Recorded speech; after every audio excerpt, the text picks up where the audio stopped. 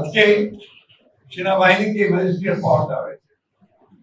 আপনাদের মাধ্যমে সরকারকে আহ্বান জানাতে চাই, সব দিক চিন্তা ভাবনা সামনে যেন সত্যিকার অর্থে এক গণতান্ত্রিক রাষ্ট্র আমরা দেখতে পাই, গণতান্ত্রিক ভাবে নির্বাচিত সরকার দেখতে পাই, পার্লামেন্ট দেখতে পাই, মানুষের উপরে অন্যায় অত্যাচার না হয়, আমার শিশুদের উপরে গুলি করে দেওয়া হত্যা করে না হয়। আজকে সেনাবাহিনীকে ম্যাজিস্ট্রেট পাওয়ার দেওয়া হয়েছে, ভালো কথা। তার মানে প্রশাসন ফিল করছে,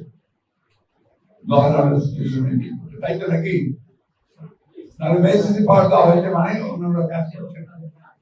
ম্যাজিস্ট্রেসি পাওয়ার আমি মনে করি যে সেই সমস্ত এলাকাতে দেওয়া দরকার যে সমস্ত এলাকাতে নিয়ন্ত্রণের বাইরে চলে গেছে, কিন্তু যে সমস্ত এলাকাতে শান্তিপূর্ণ আছে, যেখানে রাজনৈতিক নেতা কর্মীরাই সমস্ত বিষয়গুলোকে নিয়ন্ত্রণ করছেন, সেইখানে এই ম্যাজিস্ট্রেসি পাওয়ার দেওয়ার নতুন সমস্যা তৈরি করা সমীচীন হবে না, বুদ্ধিমানের কথা। আমি তাই অন্তর্বর্তীকালীন সরকারকে অনুরোধ করবো তারা বিষয়টি পুনর্বিবেচনা করবেন এবং কখনোই এমন কোন ব্যবস্থা নেবেন না সামগ্রিকভাবে তাদের জন্য বুমেরাং হবে, দেশের মানুষের জন্য বুমেরাং হবে।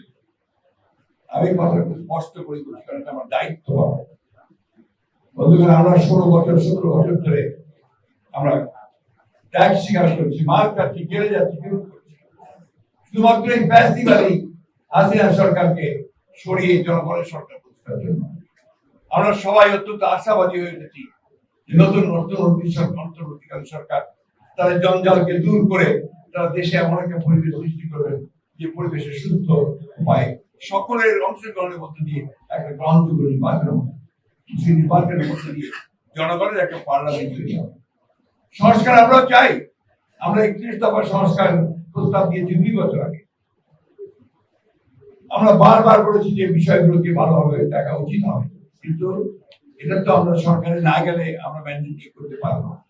তাই আজকে আমি অনুরোধ করবো আপনাদের মাধ্যমে সরকারকে আহ্বান জানাতে চাই, সব দিক চিন্তা ভাবনা সামনে যেন সত্যিকার অর্থে এক গণতান্ত্রিক রাষ্ট্র আমরা দেখতে পাই, গণতান্ত্রিক ভাবে নির্বাচিত সরকার দেখতে পাই, পার্লামেন্ট দেখতে পাই, মানুষের উপরে অন্যায় অত্যাচার না হয়, আমার শিশুদের উপরে গুলি করে দেওয়া হত্যা করে না হয়।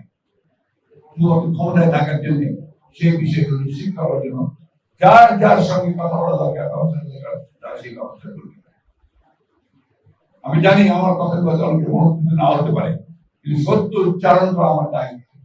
সেইভাবে আজকে আমি উচ্চারণ বলছি যে আপনারা সেই কাজগুলো করেন যে কাজগুলো যেন একটা সত্যিকার একটা সুন্দর ভবিষ্যৎ, একটা সংঘাতহীন ভবিষ্যৎ, সন্ত্রাস মুক্ত ভবিষ্যৎ এবং মানুষের অধিকার যুক্ত ভবিষ্যৎ